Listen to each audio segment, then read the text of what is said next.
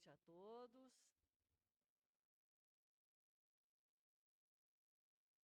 Sejam todos muito bem-vindos.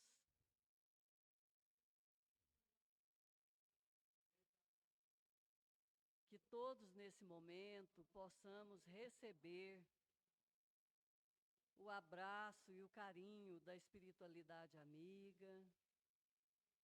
Que todos se sintam acolhidos nessa casa de oração, onde as energias envolvem a todos. Que todos possam sentir esse abraço da espiritualidade. E como forma de preparação, nós vamos fazer uma pequena leitura do livro Bem Vivendo, pelo Espírito André Luiz. Quando tudo parece conspirar contra teus objetivos mais caros, sossega o coração e lembra-te de que Jesus, no Horto das Oliveiras, orando em busca do amparo de Deus, para as horas amargas que estavam por vir, exclamou com humildade: Pai, não seja como eu quero, e sim como tu queres. Então vamos fechar os nossos olhos, mentalizar a figura doce e meiga do Mestre Jesus, a estender as suas mãos sublimes sobre esta casa, envolvendo a cada um de nós. E nós te agradecemos, ó Mestre, por nos permitir mais uma vez estarmos em contato com a espiritualidade, em contato mais próximo contigo. E te pedimos que nos envolva com o teu amor. Envolva, Senhor, ainda o palestrante da noite, para que possa transmitir a todos nós as lições preciosas do teu Evangelho. Que a tua paz nos envolva hoje e sempre. Que assim seja. E hoje nós temos a grata alegria de receber mais uma vez em nossa casa o Sebastião Soares, que vai estar falando para nós sobre bem-aventurados os pacificadores. Seja bem-vindo, Sebastião, a fala é sua.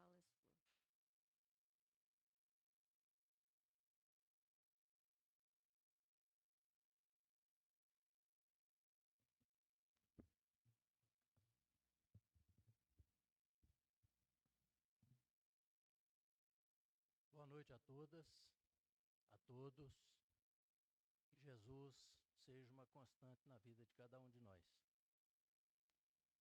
Com Ele, com certeza, as coisas ficam mais fáceis, viu? Sem Ele, o fardo acaba ficando pesado demais e a gente, às vezes, sucumbe, não dá conta. Agradeço aí o convite. Não seria eu que falaria essa noite para vocês, os nossos amigos aí das redes sociais, mas nós precisamos estarmos sempre prontos, preparados para o chamado. Quando a gente é chamado e tem oportunidade, tem condição, nós não podemos deixar para depois. Então, eu agradeço aí a lembrança e a oportunidade de continuar nessa tarefa que é importantíssima para a gente. Nós vamos falar hoje de um tempo desse, nós estávamos falando no Centro União também, lá do bairro Jandaia, e o Salmem estava presente e fez uma observação que eu achei de suma importância. Ele falou: olha, eu acho que nós espíritas temos um evangelho tão rico de explicações de Kardec que nós não podemos sair do evangelho para falar sobre doutrina espírita. Eu achei interessante. Então, hoje eu falei, olha, atendendo o que ele recomendou, nós vamos levar um tema que está dentro do Evangelho. É interessante observar que lá no capítulo 9 do Evangelho segundo o Espiritismo, Kardec se revela, se refere a essa passagem de Mateus 5, 9, como brandos e pacíficos. E a passagem lá no Evangelho de Mateus é brandos e pacificadores, lá no 5, 9. Então isso aí é só para deixar esse esclarecimento. Vou pedir desculpa para trocar de óculos aqui, viu? Vocês não reparem não. Pelejei para acostumar com um óculos só, mas não dei conta, viu, gente? E não foi falta de esforço, viu? Tentei muito tempo, mas não deu mesmo. Então nós veremos lá que bem-aventurados os pacificadores está lá em Mateus 5, 9. E é bem-aventurado aquele que resolve realizar uma vivência com Jesus. O ensinamento já nos diz, né? O ensinamento deixa claro lá que o significado das bem-aventuranças. E é interessante a gente observar que essas bem-aventuranças, nós espíritas as estudamos com mais detalhes, com mais informações, porque a espiritualidade amiga, com toda a sua bondade, com todo o seu amor, com todo o seu carinho, traz para nós explicações aí que nós não obtemos em outros lugares, sem aqui tecer comentário impertinente aos outros credos religiosos. Mas o que a doutrina espírita nos traz, através de Kardec e através das obras subsidiárias, principalmente aquelas psicografadas pelo Chico e pelo Divaldo, nos deixa em condições de fazer referência a essas bem-aventuranças de uma forma diferenciada. Não resta a menor dúvida. Então, essas bem-aventuranças, como se refere aqui Joana de Ângeles, é bem-aventurado aquele que resolve realizar uma vivência com Jesus e acaba descobrindo em si mesmo as inúmeras possibilidades de encontrar a paz, passando a viver em plenitude consigo mesmo e com aqueles que o cercam. Interessante que esse viver em plenitude é exatamente o nome do livro psicografado pelo Chico, pelo Divaldo, através do espírito de Joana de Ângeles, que fala exatamente sobre plenitude. As bem-aventuranças são um conjunto aí de bênçãos que Jesus declarou para certos tipos de pessoas, aquelas pessoas que estavam lá assistindo. E nós temos aí informações, tem até uma passagem muito interessante,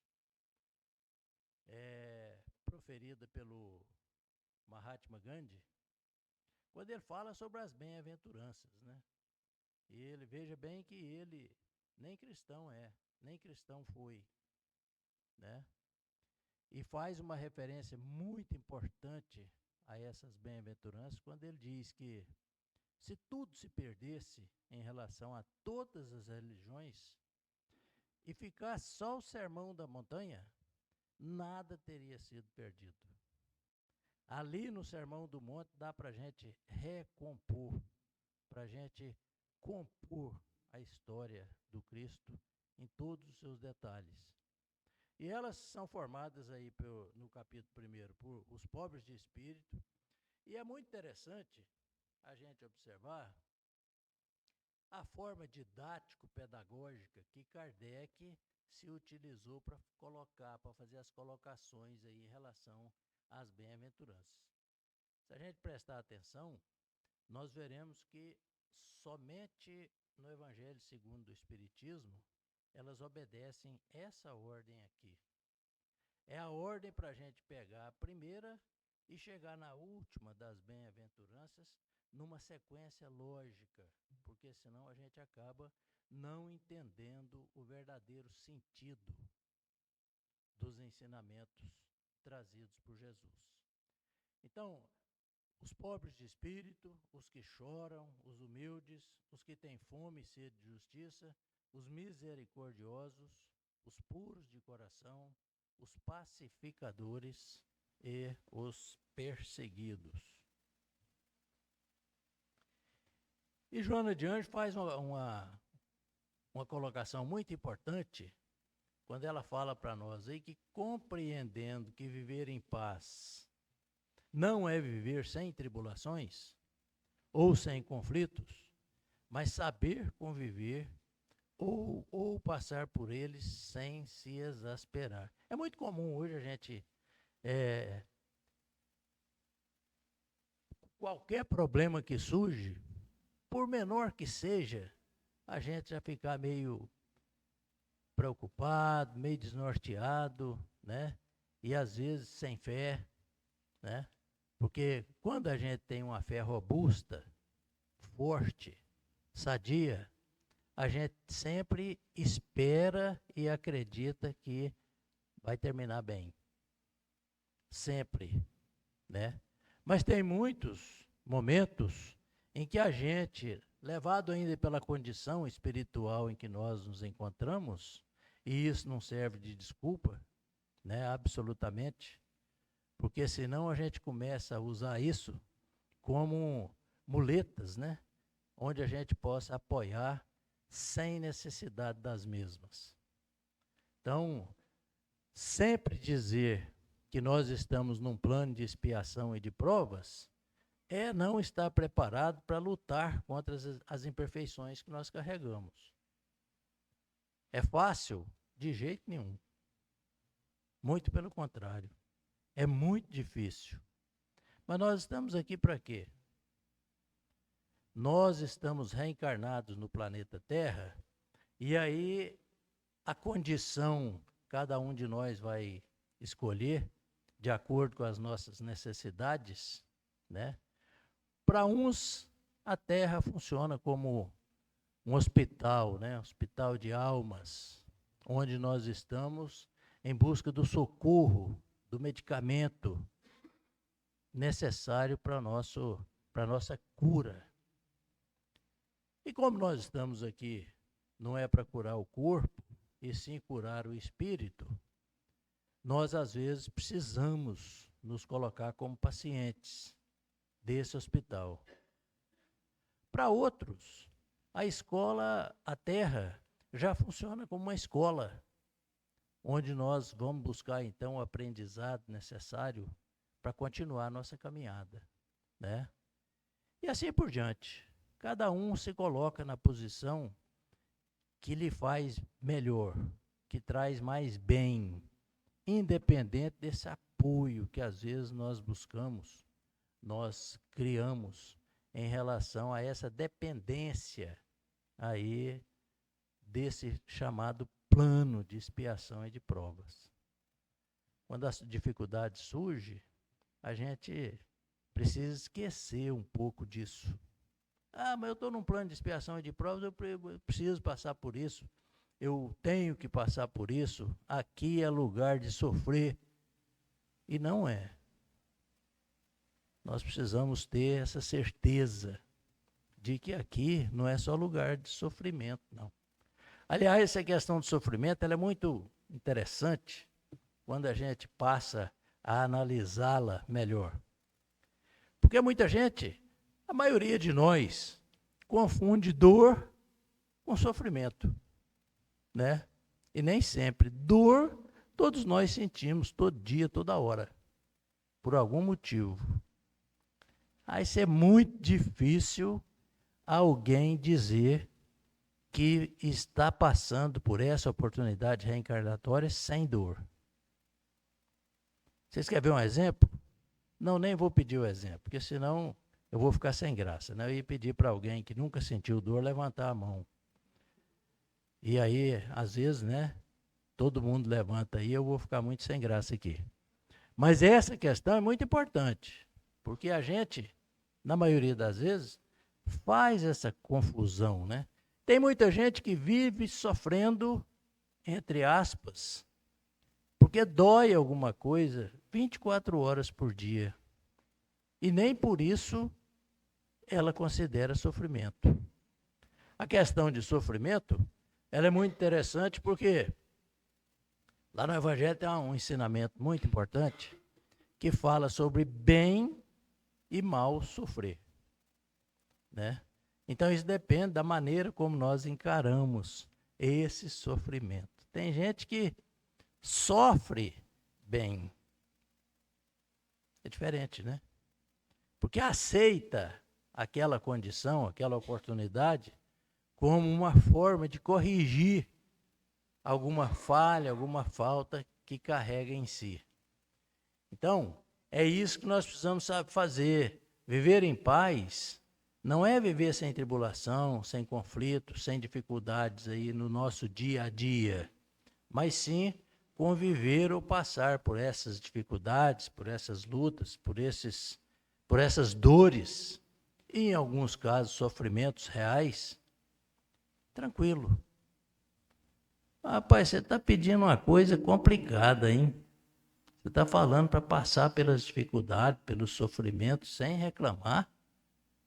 Isso faz parte ainda da condição em que nós nos encontramos, espiritualmente falando. Tem gente que não dá conta. Tem gente que dá conta. Tem gente que está sofrendo horrores e não geme. Às vezes você vai fazer uma visita para alguém no hospital, você sabe que a pessoa está passando um tempo desse. Eu fui visitar um companheiro, amigo nosso, espírita, no hospital evangélico. E ele, inclusive, acabou desencarnando. Jovem ainda. Estava com câncer. E a gente, muito amigo, companheiro de muitos anos, na mesma casa espírita. Aí eu fiz uma pergunta sem graça da gente fazer para o paciente. Mas dada a condição em que a gente conservou essa amizade, eu falei, eu vou perguntar. Ele estava tão bem, a fisionomia tão boa, que eu falei para ele assim, fulano, parece que você não sente dor, né? Aí ele deu um sorriso assim, meigo, e falou, rapaz, para você eu vou contar, você não sabe o que eu estou passando. Um sorriso nos lábios. E depois eu conversando com a esposa dele, ele falou, olha, foi assim desde quando descobriu a doença. Nunca vi ele reclamar. Quando estava numa situação já difícil de aguentar, ele pediu o medicamento, mas sem reclamar, sem chorar, sem gritar, sem gemer. Essa condição não é condição para todos nós, né? Sem sombra de dúvida. E vou dizer para vocês mais uma coisa, viu? O espírita, às vezes, tem a mania de dizer assim, não, mas espírita, é por isso que o povo... Uma companheira nossa, espírita, de Recife, estava assistindo uma palestra dela esses dias, e ela falou, olha, aqui os espíritos são chamados de masoquistas, porque eles gostam de sofrer. Muito diferente, né? Não é que gosta de sofrer, é porque nós sabemos por que nós estamos sofrendo. A busca é nossa. Nós buscamos essa situação, se não nessa, em outras oportunidades, né? E aí é outra questão também que nós precisamos, nós espíritas, precisamos analisar bem, viu? Negócio de botar a culpa tudo no passado, que o meu karma, que a minha ficha kármica, que não é bem assim não. Não é bem assim não. A maneira como nós precisamos enxergar e lidar com essa condição, na maioria das vezes nós buscamos e encontramos a resposta aqui mesmo. E pertinho. Não precisa voltar muita coisa não. Mas nós, baseado naquilo que nós queremos para nós muitas vezes esquecemos o que nós precisamos desejar e fazer pelo outro. Então a gente esquece muito rápido daquilo que tem passado, que tem acontecido há pouco tempo atrás. E acabam botando a culpa em vidas passadas. É preciso ter esse cuidado.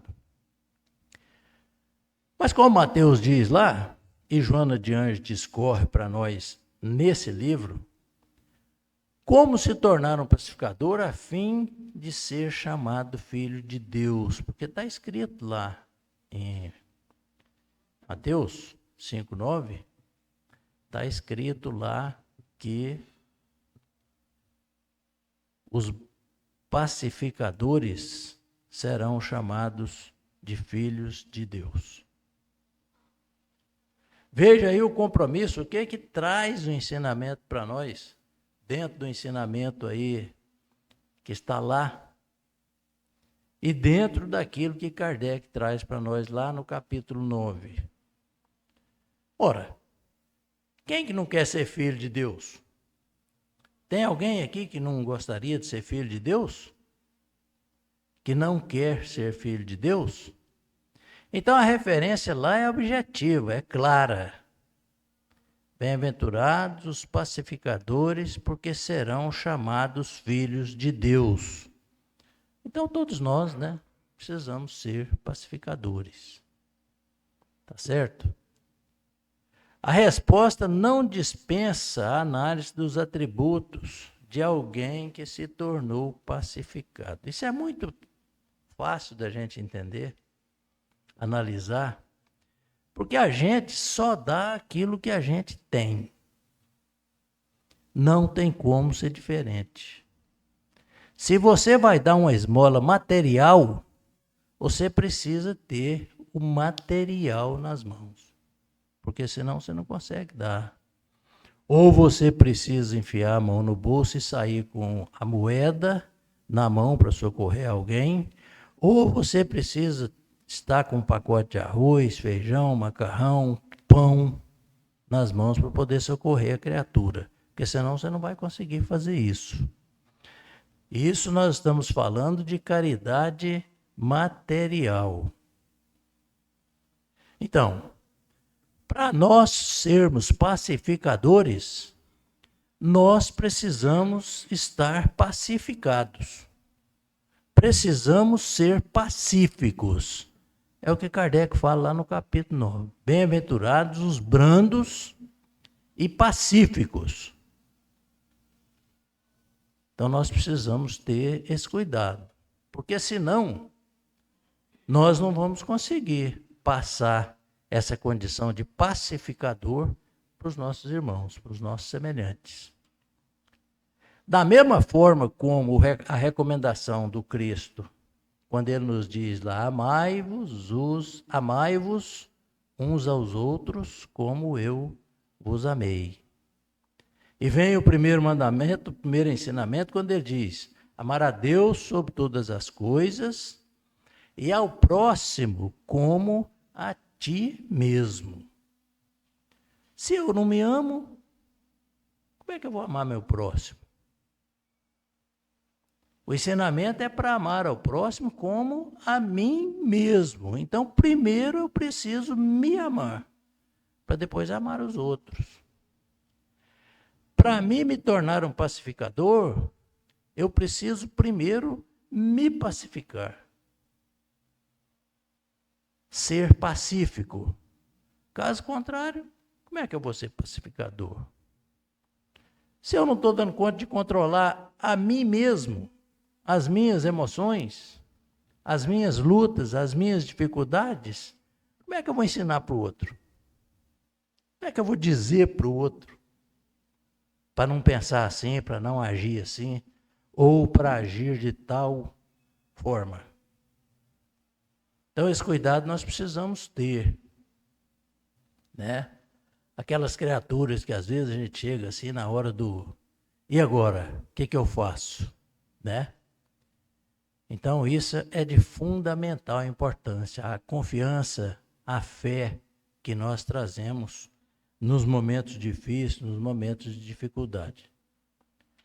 Então, Joana de Ângeles, quando ela fala aí sobre o tema, no livro Jesus e a Atualidade, que foi psicografado pelo Divaldo, ela diz assim, ó, no tópico 2, que trata de Jesus e reencarnação.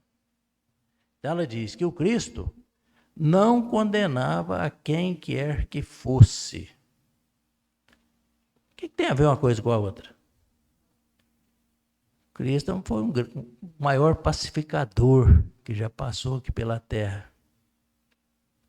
Ela está fazendo essa comparação aí, ó. Então nós, a maneira como nós vamos nos dirigir, na maneira como nós vamos procurar os nossos irmãos para tratar da questão, será que é a forma correta aquela de chegar e falar, mas rapaz, você está passando por isso, porque olha o que você está fazendo, rapaz. Você só faz besteira. Você faz tudo errado, rapaz. Olha aí, se você não mudar a sua vida, você não vai chegar onde você quer, não, rapaz. Você vai estar... Será que essa é a forma correta de abordar aquele que porventura esteja em erro, entre aspas? Porque na condição em que nós nos encontramos, nessa caminhada que nós estamos aí em busca do nosso crescimento moral e espiritual, não podemos esquecer disso. Quem de nós não erra? Quem de nós não erra? Chico Xavier, tem uma passagem dele muito interessante. Um dia ele estava saindo para fazer uma visita, a célebre visita dele dos sábados de manhã, nas vilas necessitadas ali de Uberaba. E ele tinha combinado de encontrar com a turma que andava com ele, aqueles companheiros mais próximos. E ele então passa pela porta de uma senhora que desde cedo, senhora já de idade, bastante idosa, que desde cedo foi lá para a porta, exatamente para esperar o Chico passar. E o Chico, então, lá vai o Chico, né, o palitozinho dele, de brincaque, né? Passa pela porta dela, é conhecida, bom dia, bom dia. Oi, Chico, precisava falar com você um pouquinho.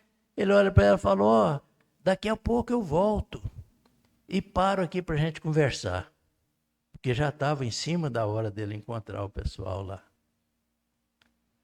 Aí ele anda alguns passos e Emmanuel para na frente dele e fala, uai, tô te entendendo não, cara. O que está acontecendo com você?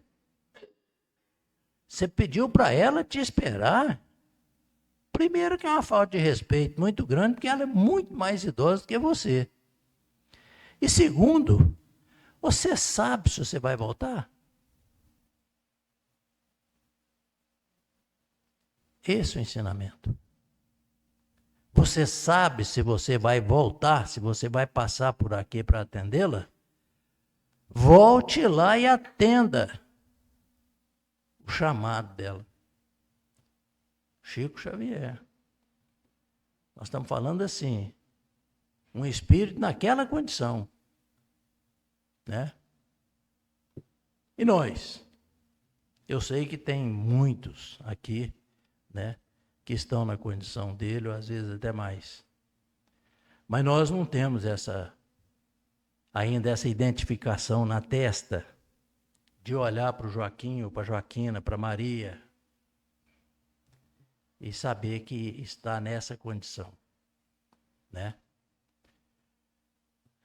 Então diz lá que, como o Cristo não condenava, ele sempre oferecia o ensejo da criatura de reparar o erro, a falta, a falha que nós carregamos ainda pelas nossas imperfeições, pelas lutas do dia a dia, né? Nós ainda carregamos muito isso. Então, o principal do Cristo, do ensinamento do Cristo, é recuperar em termos conscienciais a nossa condição, que fica gravado, né? Joana de Anjos trata disso com uma propriedade muito grande na série psicológica dela. 16 volumes, muito importantes. Mais adiante, na mesma obra, ela então enuncia alguns atributos para que nós, através da reencarnação, busquemos mudar essa condição que nós trazemos. E uma delas, ela diz assim, ó, não te crucifiques na consciência de culpa após reconheceres o teu erro. Quando nós erramos, né? Olha a condição que nós ficamos, né? Sabemos da necessidade que nós temos de crescer, viemos aqui para isso e acabamos cometendo os erros que vão trazer para nós inúmeras dificuldades. Imaginemos aqui uma passagem muito interessante que todo mundo conhece. Eu quero crer que todo mundo aqui já leu Paulo Estevão, que traz isso com uma maravilha de colocação. Emmanuel falando lá sobre Paulo, né? Paulo de Tarso. Paulo de Tarso sai para Damasco para encontrar lá uma criatura que era responsável pelo ensinamento, pela pregação, pela pacificação pelas palavras do Cristo. E ele, contrariado demais, porque a noiva havia sido pacificada por essa criatura, e ele era totalmente contra os ensinamentos do mestre, sai à procura, em busca daquela criatura, e na estrada, chegando lá, ele então passa por aquela condição, né, que todos aí conhecem, né? Recebe aquela luz fortíssima do Cristo e acaba caindo do cavalo. É o termo, viu? É o termo certo. Hoje muita gente, a gente ainda usa isso como gíria, né? Uma gíria popular, né? Caiu do cavalo. Ele caiu literalmente do cavalo. E qual foi a reação dele? Vamos ligar com esse ensinamento da Joana de Ângeles. Não te crucifiques na consciência de culpa, após reconheceres o teu erro. Paulo podia ter ficado tranquilamente lá no chão, por um determinado tempo, lamentando todas as atrocidades que ele cometeu antes daquele momento. Veja o que Paulo fez contra o cristianismo e contra os cristãos naquela época. Não poderia falar, eu fiz só bobagem, eu ficar naquela lamentação terrível, que nós às vezes nos escondemos, entre aspas, por trás disso. Qual foi a atitude de Paulo? Quando o mestre procura ele, diz, Saulo, Saulo, naquela época Saulo ainda, né? Saulo, Saulo, por que me persegues? Qual foi a atitude dele? Senhor, que queres que eu faça? Ele não se deteve à lamentação só. Não. Ele imediatamente reconheceu todos os erros que ele havia perpetrado contra o mestre e já virou e falou para ele, o que o senhor quer que eu faça para corrigir essa barreira enorme de atrocidades, de erros que eu cometi até hoje? E daí para frente, quem é Paulo? O que seria do cristianismo sem Paulo? Então a gente precisa se deter, por menores que nós sejamos, nessa condição. Que queres, mestre, que eu faça? E buscar fazer. Aí reside a verdadeira mudança, a verdadeira reforma íntima que todos nós procuramos, né, às vezes com lupa, e não encontramos. Porque precisa renúncia, esforço, sacrifício, dedicação e muito amor. Porque senão nós não conseguimos corrigir as falhas que tem dentro de nós. Não conseguimos, literalmente. Porque, gente, o prazer, ele é convidativo. Ele insiste. Ele força. Ele te obriga, na maioria das vezes. Quem é que não gosta de sentar na frente da televisão e ver um bom jogo de futebol? Às vezes você programa para assistir um jogo de futebol de 90 minutos e ele se transforma em 105 com as prorrogações e o jogo termina empatado e tem mais 1 hora de prorrogação. E termina empatado ainda e vai para os pênaltis. No final, você olha no relógio, 4 horas, 4h30 na frente da televisão. Quem é que não gosta de pegar o celular e ficar 2, 3, 4, 5, 6, 7, 8, 9, 10 horas por dia nas redes sociais? Ah, mas você está exagerando. Quem é que falou para você que fica 10 horas por dia? Passa a anotar. Passa a anotar. Das 7 às 7h40, a hora que eu levanto para dar bom dia para quem eu costumo me dirigir e para receber. Anota lá. Mais tarde um pouquinho, mais 30 minutos, mais 40. Passa a anotar. Isso é muito interessante, não estou sem crítica, viu, gente? Aqui não tem crítica. O celular é um instrumento maravilhoso, muito útil, muito prático, mas que requer alguns cuidados, sem sombra de dúvida. É a mesma coisa daquele que está com a ligeira possibilidade de ser diabético, não contar, não fazer conta dos cafezinhos que toma por dia. E quando chega de tarde, você acabou ingerindo meio quilo de açúcar. Assim somos nós.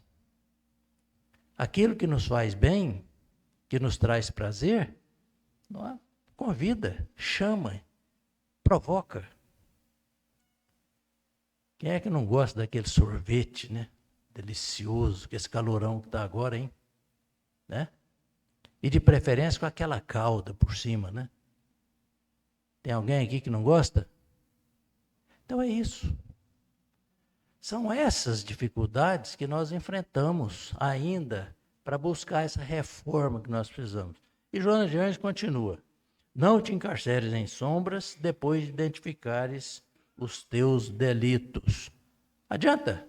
Se Paulo estivesse lamentando, ele estava lamentando até hoje lá. O que ele fez? Não. Lembra da passagem, no mesmo Paulo e Estevão, quando Jesus procura Ananias, lá em Damasco? Como é que é o diálogo dele? Jesus chega lá e chama por Ananias. Ananias. Qual foi a resposta de Ananias? Eis-me aqui, Senhor. O que queres de mim? Estou pronto. Fala que eu vou fazer. É fácil fazer isso? Não. Se fosse, nós não estaríamos aqui num plano de expiação e de provas. Com certeza nós já teríamos passado pelo plano regenerador e já estaríamos até em outros planos mais adiantados. Muitos de nós estivemos lá naquele dia, viu? Da crucificação. Muitos de nós. E 2000 anos depois, estamos aqui na mesma caminhada, na mesma luta, em busca do nosso crescimento. Né? Lembra de Amano, lá no livro Há 2000 anos, quando ele encontra com Jesus? E Jesus vira para ele e falou, se quiseres, podes me acompanhar a partir de agora. Ou, se não, em outros tempos. E vejamos hoje a condição espiritual em que se encontra Emmanuel. Muitos de nós estávamos lá, junto com eles. É essa transformação que nós precisamos buscar. Sem lição de moral, viu, gente? Eu estou falando aqui não é para vocês, não. Eu estou falando aqui é para mim. Viu? Talvez o mais necessitado de todos. E ela continua dizendo, se ele te desculpar, será bom para ambos. Não te amargures em demasia, descobrindo-te equivocado. Renasce dos teus escombros e recomeça a recuperação de imediato. Senhor, que queres que eu faça? É esse ensinamento aqui. Pede perdão e reabilita-te ante aquele a quem ofendeste e prejudicaste. Muitas vezes não dá tempo, né? Prejudicamos alguém, quando a gente se encontra na condição de ir lá pedir perdão, com a humildade necessária para isso, a pessoa já desencarnou, já passou. Então como é que nós fazemos? Corrige o teu erro aqui em nome dele, em benefício de alguém. Se ele te desculpar, essa criatura que você vai procurar corrigir, tudo bem, ótimo para todos. Se não, compreende e segue adiante, não mais errando. Errou? Errou. Adianta você fazer o quê? Buscar a corrigenda do erro, não tem outra. Você ficar aí naquela tristeza danada, oh meu Deus, e agora? O que eu faço? Eu estou sem coragem de ir lá pedir perdão para ele, porque ele não vai entender. Se eu for para lá me humilhar para ele, ele vai contar para todo mundo. Aí todo mundo vai ficar olhando para mim, dizendo, é aquele lá, ó, é o que foi lá pedir perdão. Quando nós estamos em condição de exercer esse perdão ao pé da letra, não há necessidade de perdoar ninguém, né? Porque ninguém nos ofende. Nós precisamos ficar pedindo perdão para Deus?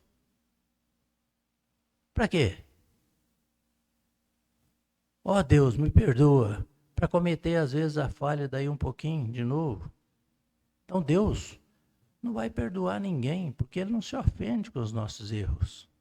O erro nosso é problema nosso, que nós vamos responder por isso. Plantou, ninguém é obrigado, mas colher é.